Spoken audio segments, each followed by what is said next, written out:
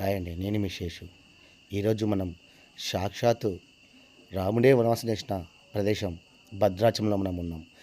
అలాంటి ప్రముఖమైన ఆలయం విశిష్టత, వాళ్ళు చేసిన వనవాసం ఎలా ఉందో మీకు ఈ వీడియో చూపించబోతున్నాను.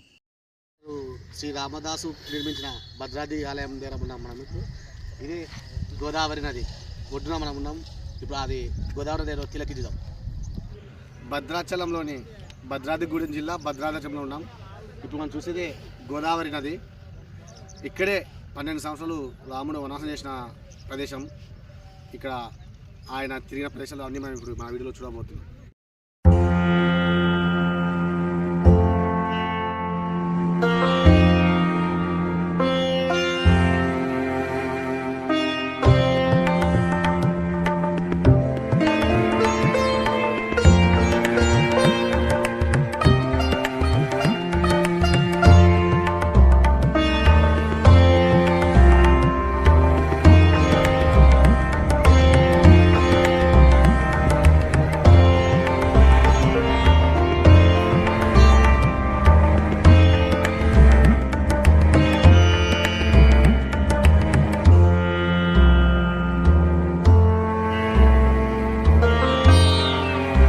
Rata-rata susah.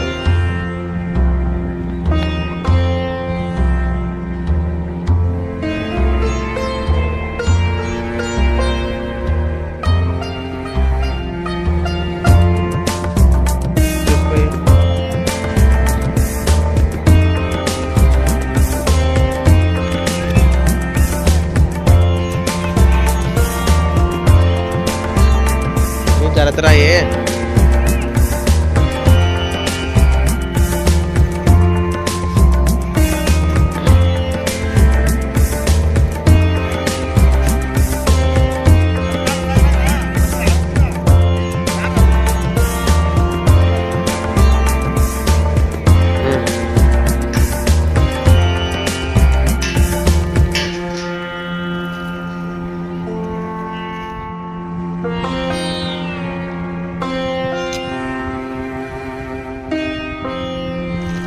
Voy a leer.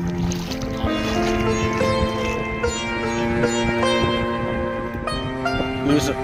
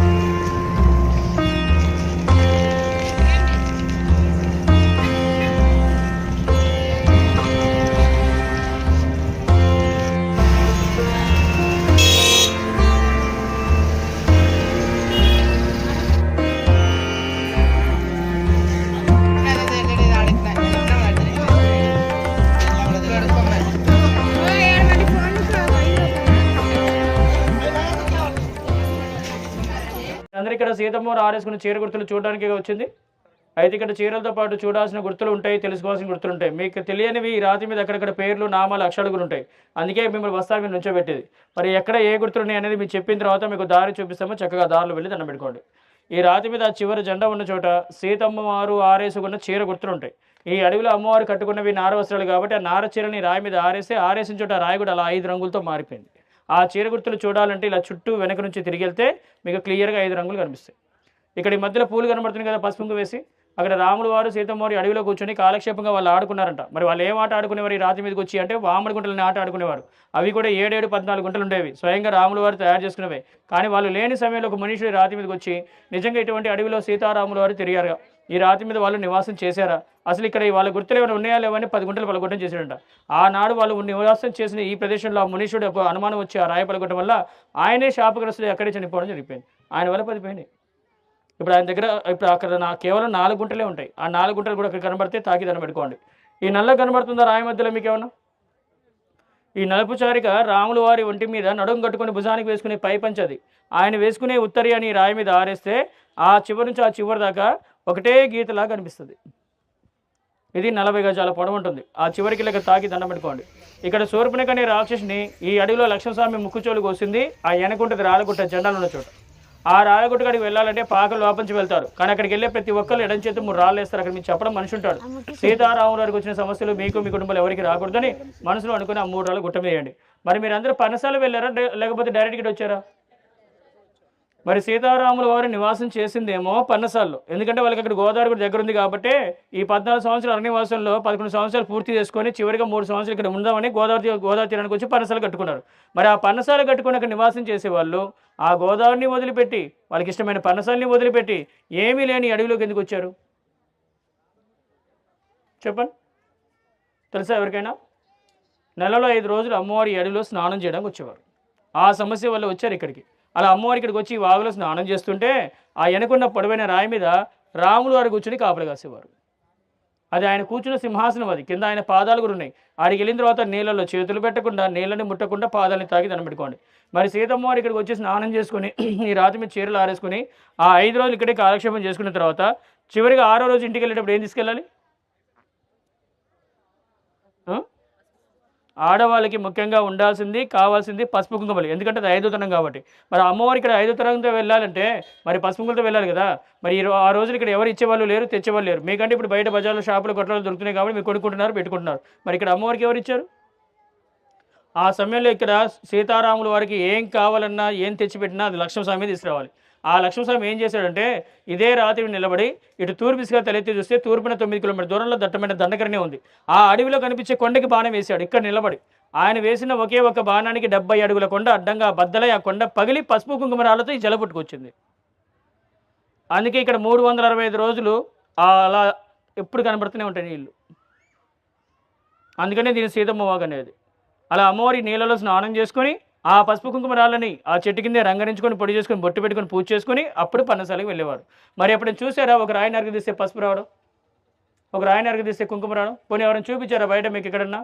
ఈ రోజు ఈ రాతి మీదకి వచ్చారు కాబట్టి ఈ ప్రదేశంలో ఉన్నందుకు మీకు ఆ పసుపు కుంకుమరాలు అనేది చూపిస్తా చూడండి. అది బల్ల మీద చూడండి, ఒక పసుపు రాయి కుంకుమరాయి కనబడుతున్నాయి మీ కళ్ళ ముందు. ఇప్పుడు ఈ పసుపు కుంకుమరాలు మీకు ఇక్కడ వెళ్ళేటప్పుడు ఇస్తారు, దేవస్థానం వాళ్ళు వెళ్ళేటప్పుడు చేసుకుని వెళ్ళండి. అవి మీరు ఇంటికి తీసుకెళ్ళాక మీ పూజామలు దేవుడి దగ్గర పెట్టి వాటిని సపరేట్గా పొడి చేసుకోండి, లేదంటే గంధలా రంగరించుకోండి. కానీ రేపు రోజున వాళ్ళ వల్ల మీకు కానీ మీ కుటుంబానికి కానీ మీ పిల్లలు కానీ ఏదైనా మంచి జరగాలనుకుంటే తొలిబొట్టు మీ ఇంట్లో దేవుళ్ళకి పెట్టండి. అలా అయితేనే మీకు వాళ్ళ వల్ల ఏదైనా మంచి అనేది జరగవచ్చు. అది కూడా మీరు ఏదైనా ముఖ్యమైన పని మీద బయటికి వెళ్ళేటప్పుడు సీతారాములు అని మనసులో దచ్చుకున్న బొట్టు పెట్టుకుని గడప దాటండి. అది ఎంత ముఖ్యమైన పని అయినా సరే వాళ్ళ మీద భారం వేసుకుని బయటికి వెళ్తే అనుకున్న మంచి పిల్లలు అమ్మవారి దయ ఉంటే ఏ ఆటంకాలు లేకుండా జరుగుతాయి. అదే ఇక్కడ ఉన్న నమ్మకం. మరి రాముల వారు సీతమ్మవారి అడవిలోకి వచ్చినప్పుడు వాళ్ళకి ఆకలి వేస్తే తినడానికి ఆహారం ఉండేది కాదు. ఆ సమయంలో లక్ష్మణస్వామి దండకరిని మొత్తం తిరిగి వాళ్ళ కోసం కష్టపడి రోజు ఒక ఆకులు ఇప్పపులు తీసుకొచ్చి ఇదే రాతిని పల్లెంగా చేసి పెడితే రాములు సీతమ్మడు కలిసి తినేవారు. ఇది వాళ్ళు కలిసి భోజనం చేసే పల్లెం, అది దాన్ని ఒక రాతి పల్లెం అంటారు. మరి ఇంత పవిత్రమైన స్నానానికి వచ్చిన వాళ్ళు మీరు అందరూ ఏం చేస్తుంటే ఒక తర్వాత ఒకరు బస్తా మీద నుంచొని రాయి మీద కాలు పెట్టకుండా ఆ నామం దగ్గర మీరు 2 చేతులతో తాకండి, దండం పెట్టుకోండి, బొట్టు పెట్టుకోండి. ఇక్కడ మీరు ఏమైనా వేసి కానుకలు దక్షిణ ఉంటే అక్కడ వేసుకోవచ్చు, ఇసరకుండా పడేయకుండా. అక్కడ అమ్మవారు బొత్తిస్తారు. అమ్మవారు పసుపు కుంకుమరాలు తీసుకొని ఆ చివరిలో రాములవారి కండం ఉంటుంది, ఆ కండమని తాకి దండం పెట్టుకున్న తర్వాత అప్పుడు సీతమ్మ తల్లి చీరల దగ్గరికి వెళ్ళి ఆ చీర గుర్తులు చూసుకుని వెళ్ళండి. ఇప్పుడు దండం పెట్టుకున్న ముందున్న వారు జై శ్రీరామ్.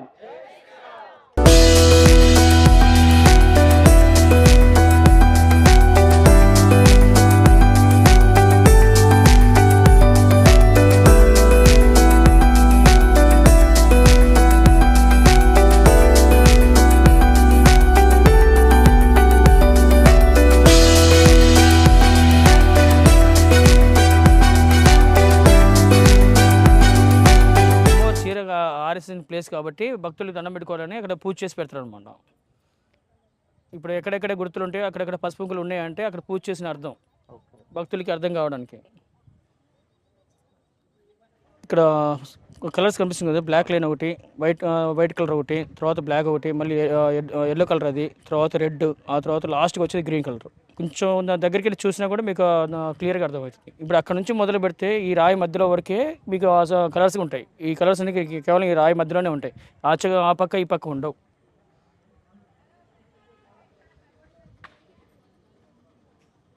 ఇన్ని వామన గుంటలు అంటారు. అవి 7-14 గుంటలు ఉంటాయి. సీతారాములు కలిసి వాళ్ళకి కూర్చొని ఆడుకునేవారు కాబట్టి స్వయంగా రాములు వారు తయారు చేసుకుని ఈ ప్రదేశానికి వచ్చిన ప్రతిరోజు ఇక్కడికి 5 రోజులు నివాసం చేసినప్పుడు ఇక్కడ ఆడుకుని వెళ్ళేవారంట. అటువంటి సమయంలో కొన్ని రోజులు గడిచిన తర్వాత ఒక మనిషిగా అనుమానం వచ్చింది. సీతమ్మవారు రాములు వారు ఉండేది పన్నసాల్లో కదా, మరి ఈ అడవిలోకి ఎందుకు వస్తున్నారు, ఇక్కడ ఉండాల్సిన అవసరం ఏంటి, అసలు వీళ్ళ దగ్గర ఏమైనా సత్యం ఉందా లేదా, ఇవన్నీ ఎలా ఏర్పాటుపడ్డాయని అది తెలుసుకోవడానికి వాళ్ళు లేని సమయంలో వచ్చి ఒక మనిషి అనుమానంతో 10 గుంట పలుకుంటంట.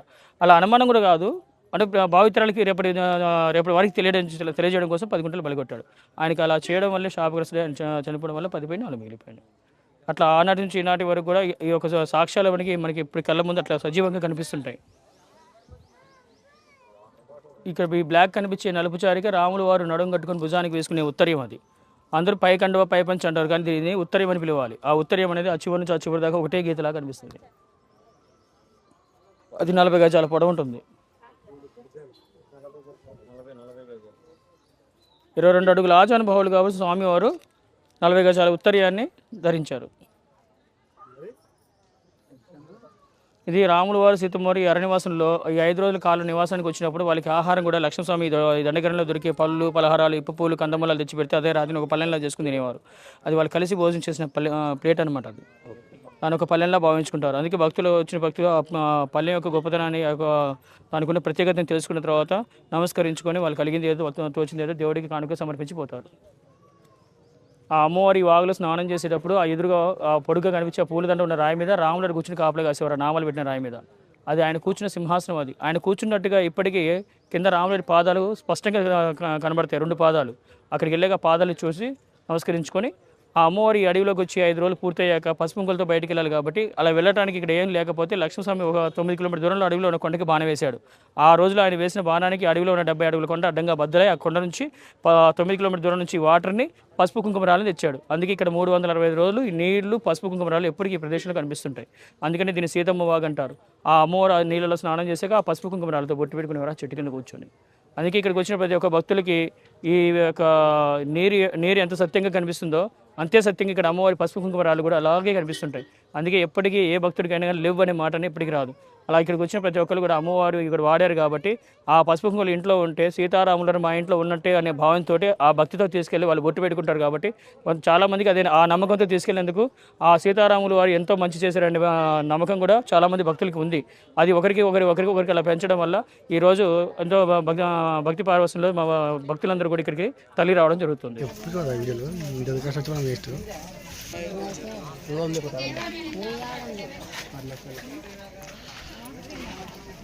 శూర్పణక్కని ముక్కు చెవులు కొట్టిన ప్రదేశం అంటారు. ఇది శూర్పణక్క గుట్ట. ఎడం చేత్తో ప్రతి ఒక్కళ్ళు ఇక్కడికి వచ్చేసి 3 రాళ్ళు వేస్తారు. పూజ చేసిన వాళ్ళు ఈ 3 రాళ్ళు తీసుకొని సీతమ్మవారిని చూస్తారు కదా, అటు తిరిగేసి సీతమ్మ వారికి రాముల వారికి వచ్చిన కష్టాలు మాకు మా కుటుంబంలో ఎవరికి రాకూడదని ఇలా తల మీద నుంచి వెనక్కేస్తారు. తల మీద నుంచి ఎందుకు వెనక్కేస్తారంటే శని దరిద్రం ఏమన్నా ఉన్నా ఇక్కడితో వెళ్ళిపోద్దని 3 రాళ్ళు వేసి వెళ్తారు. సీతారామ లక్ష్మణ మనిషికి వచ్చి 10 రూపాయలు తీసుకుంటారండి. ఇట్లా రండి, ఇట్లా వేసి అట్లా వెళ్ళాలి. వేసి 10 రూపాయలు 3 రాళ్ళు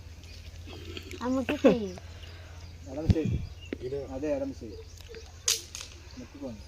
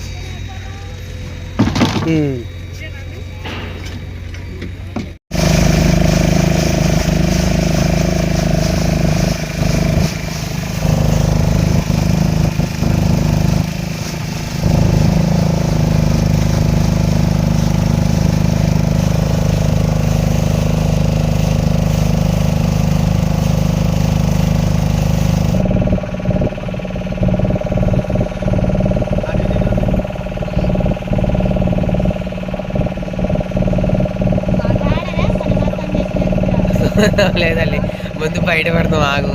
నీకెందుకు భయం ఉన్నాగా నేను భయపడతాను నేను చూసి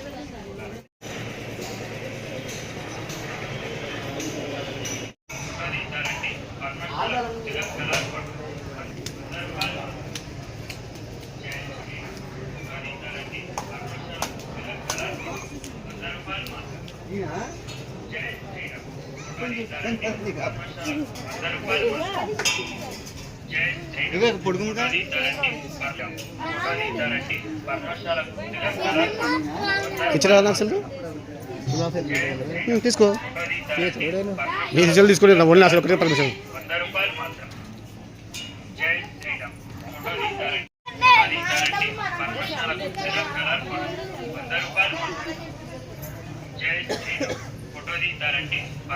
పో వీడియో షిట్లో వస్తుంది.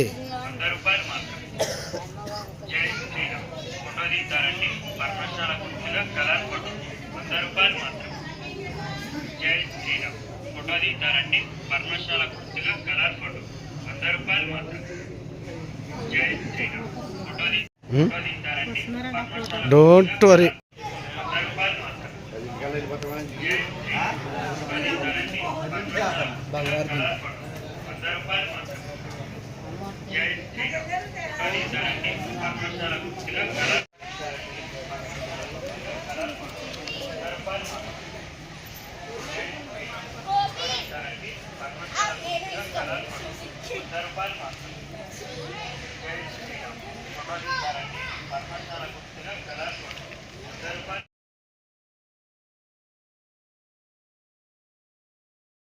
కలర్ ఫోటో 100 రూపాయలు మాత్రమే.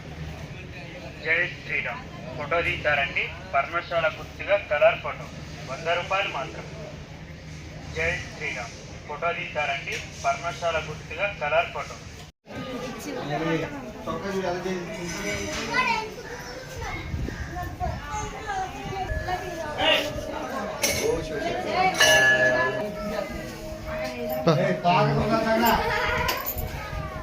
ముప్ప